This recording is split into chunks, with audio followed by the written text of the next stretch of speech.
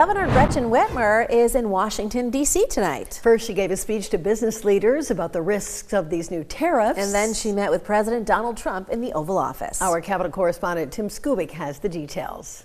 It was scheduled to be her second one-on-one meeting in the Oval Office at the White House with the president as Governor Whitmer continued on her effort to find common ground with the Republican president. Earlier in the day, she spoke to business leaders in D.C., where she embraced the concept of using tariffs to get more manufacturing back in this country. But then, before she knew the president would hit the pause button, she expressed concerns about a possible recession in Michigan. The big loser in this is American manufacturing. It is the American consumer. Those fears now on hold. On another front, 70% of the Democratic voters in this country do not agree with the governor's strategy to find that common ground with the Republican president. For example, the state attorney general Dana Nessel is part of that 70%. And without naming names, the governor argues she's angry too from time to time. I am as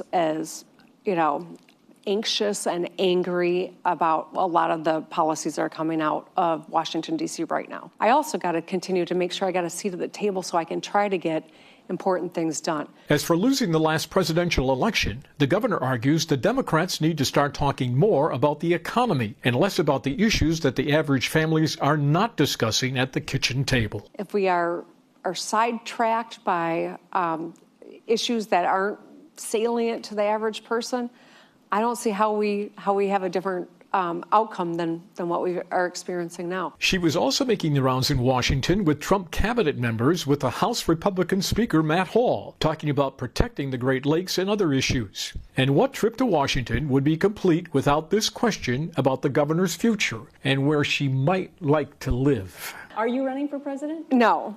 Obviously, the governor is pleased that the tariff issue is no longer one for the moment, at least, in Michigan.